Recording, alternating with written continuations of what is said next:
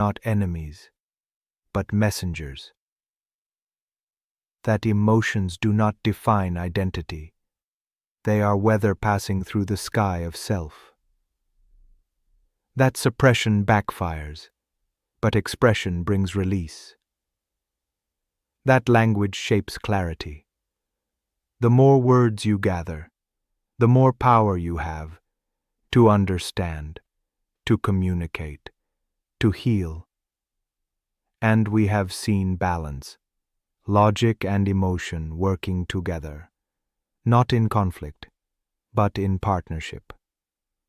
This is the heart of emotional literacy: to notice, to name, to interpret, to respond.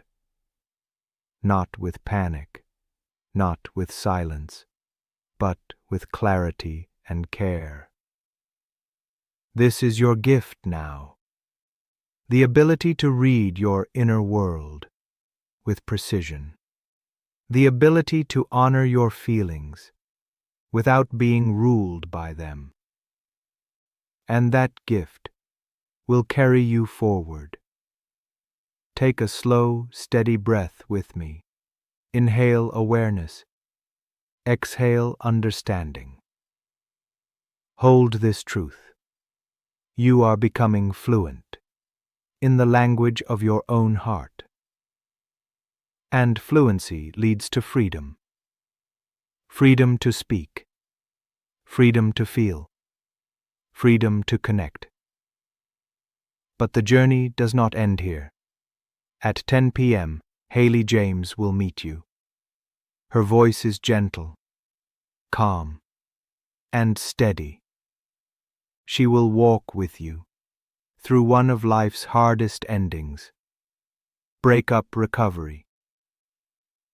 Where I have given you words to understand your emotions, she will give you space to heal from heartbreak, to release, to grieve, to rediscover yourself after love has shifted.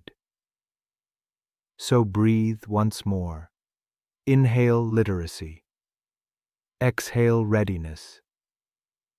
And step forward from understanding your emotions to healing your heart. In many lives, feelings rise like waves, without names. A tight chest, a restless mind, a heaviness behind the eyes. You know the sensation, but you don't always have the language. And when emotions have no words, they can feel like storms without maps. You are tossed around, uncertain, reacting instead of responding. This is why emotional literacy matters. It is not about being dramatic. It is not about exaggerating pain. It is about clarity. When you can say, "I feel anxious," instead of just, "Something is wrong," you create direction. When you can whisper, "I feel lonely," instead of just numbing the ache, you create a path toward connection. Words don't erase feelings, but they give feelings form. And when feelings have form, you can work with them instead of being lost in them. So let us begin here simply. Pause for a moment. Notice your body. Where is the tension? Where is the warmth? Where is the pull? Now, ask yourself, what name fits this? Is it sadness? Is it frustration? Is it fear? Is it calm? Even if you are not sure, choose one word that feels closest. You will notice something powerful.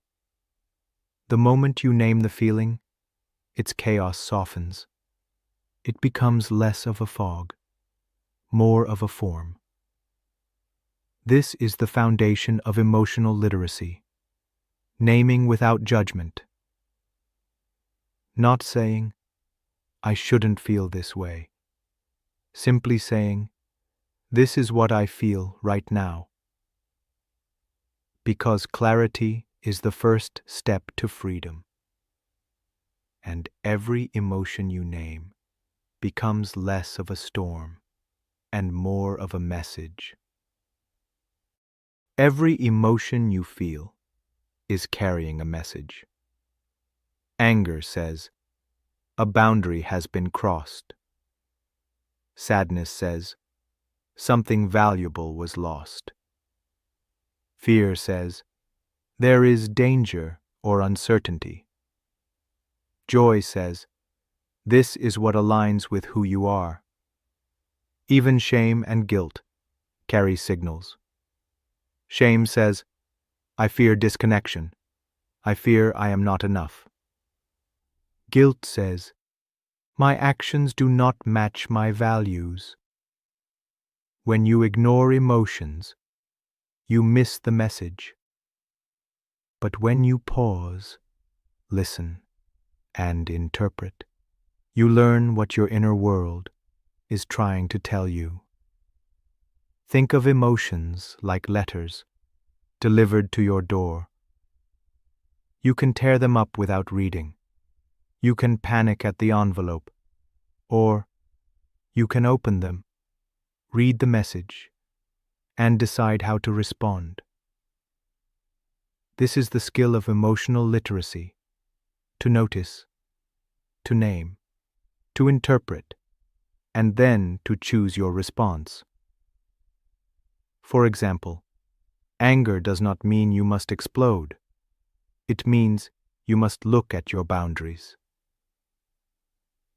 Sadness does not mean you must collapse. It means you must honor the loss and allow comfort. Fear does not mean you must freeze forever. It means you must assess, prepare, and then move carefully.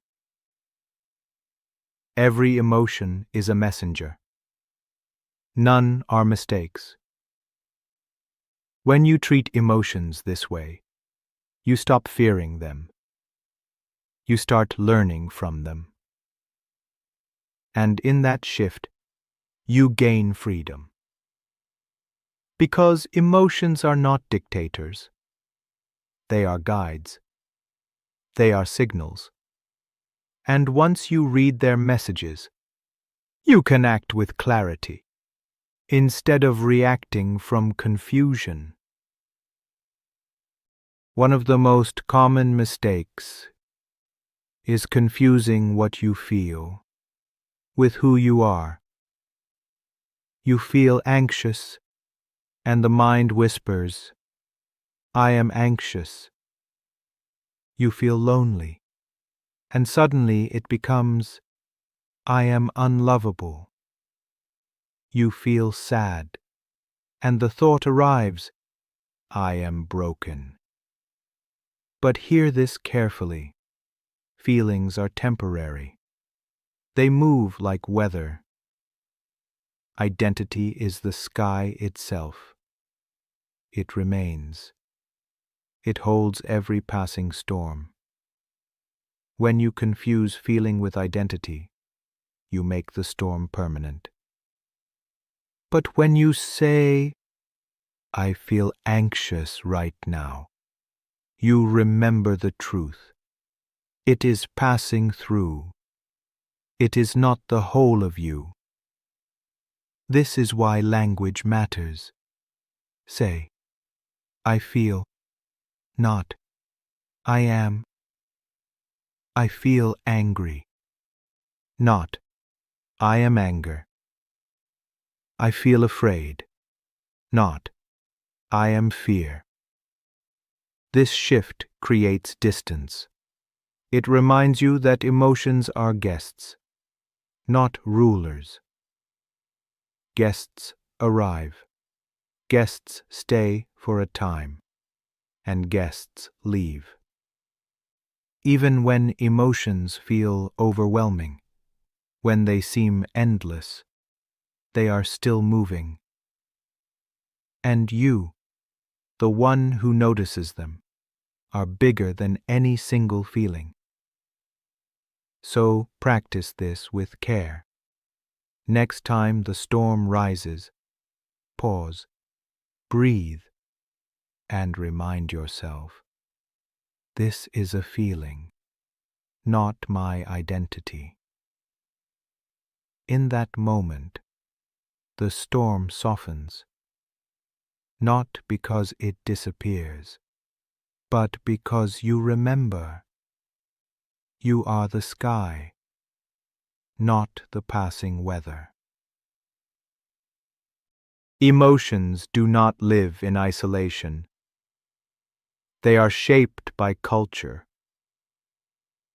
In Japan, we have the word ame, a tender dependence, the comfort of leaning on someone, without fear of rejection. There is no exact English word for this. In Portuguese, there is saudade, a bitter-sweet longing, missing something deeply loved, mixed with gratitude that it existed at all. In German, there is Schadenfreude, the complicated pleasure in seeing someone stumble. Each culture gives names to experiences that might otherwise remain vague. And these names shape how people recognize, allow, and respond to feelings. So, what does this mean for you? It means emotional literacy grows when you expand your vocabulary. Sometimes English offers you only sad, but sadness can mean grief, loneliness, nostalgia, disappointment, emptiness. Each word carries nuance. Each nuance leads to clarity. The more precise your words, the more accurate your self-understanding. So begin collecting words. Borrow from other cultures. Notice the phrases your community uses. Notice the feelings that have no name yet, and describe them in your own way. Because every time you find a word that matches your inner world, you bring light into what was once shadow. And light gives you power, the power to work with emotion, to express it clearly, to invite others to understand. This is the gift of cultural lessons. They remind us that emotions are not weakness. They are human, universal, shared across languages, expressed through many names. And the more names you learn, the more fluent you become in the language of your own heart. Many people believe they must choose between two paths: be logical or be emotional. Logic is praised as strength. Emotion is dismissed as weakness. But this is a false choice. Logic without emotion becomes cold calculation, unable to connect. Emotion without logic becomes chaos, pulled in every direction. Neither extreme sustains a healthy life. Neither extreme sustains a healthy relationship. Balance is where strength lives. Think of logic and emotion as two voices in the same room. Emotion says, "This matters to me." Logic says, "Here is the best way forward." When you silence one voice, you lose clarity. But when you let both speak, you gain wisdom. For example, anger may rise. Emotion tells you a boundary was crossed. Logic helps you decide, how can I address this without harm? Or sadness appears. Emotion tells you, I lost something valuable. Logic helps you ask, how can I honor this loss and still move forward? The integration of logic and emotion is not a tug of war. It is a partnership. And the practice of emotional literacy is learning how to listen to both. So, next time you face a decision, pause. Ask yourself 2 questions. What do I feel? What do I know? When you hold both answers together, you create direction that is wise, steady, and whole. That is balance. That is strength. That is the integration of mind and heart. Many people believe suppression is control. They push feelings down, lock them away, and tell themselves, if I don't acknowledge this, it cannot hurt me. On the surface, it seems effective. You appear calm. You keep working. You smile when expected. But underneath, the emotion does not vanish. It waits. It gathers weight. It seeks release. Suppression is not control. It is delay. And what is delayed often returns larger, in explosions of anger, in sudden exhaustion, in tears that feel endless, or in the silence of numbness. The illusion is, I am holding it in. The truth is, it is holding me. So how do you prevent suppression from turning against you? You allow safe release. Not every emotion must be shared publicly, but every emotion must be acknowledged somewhere. Write it in a journal. Speak it aloud in a private room. Abba, I feel angry. I feel hurt. I feel tired. Move it through your body. Walk. Stretch. Breathe until the weight softens. Share it with someone safe, a trusted friend, a counselor, a support group. Expression does not mean indulgence. It means honesty. When feelings are expressed, they flow. When they are suppressed, they stagnate. And stagnation poisons the system. So remember this. Strength is not the absence of emotion. Strength is the courage to let it move through, without letting it control you. Expression is not weakness. It is the maintenance of inner health. Because what you refuse to feel will find another way to be felt. And what you allow yourself to feel, you set free. Many people live with vague labels. They say, I feel bad. I feel fine. I feel off.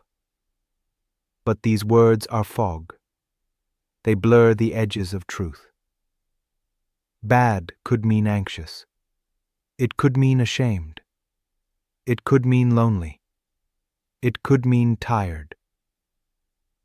When you leave feelings vague, you leave yourself powerless. But when you become precise, when you say, I feel disappointed, I feel rejected. I feel hopeful. I feel relieved. Suddenly, the fog clears.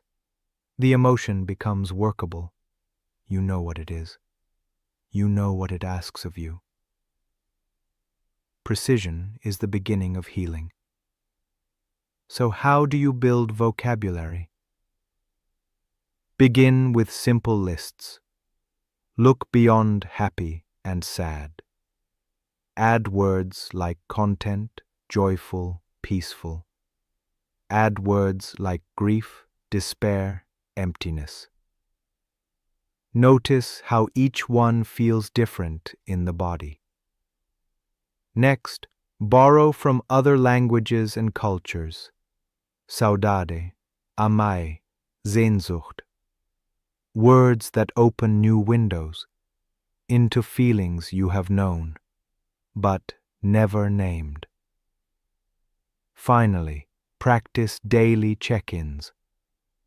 Ask yourself, what am I feeling right now? Write down 3 words. At first, the list may feel repetitive, but over time, you will notice nuance. Frustrated is not the same as angry. Lonely is not the same as sad. Hopeful is not the same as happy. The more words you gather, the more fluent you become in the language of your own heart. And fluency matters, because when you can describe your feelings clearly, you can share them clearly. And when you can share them clearly, others can meet you with understanding. So expand your vocabulary, not for decoration, but for freedom.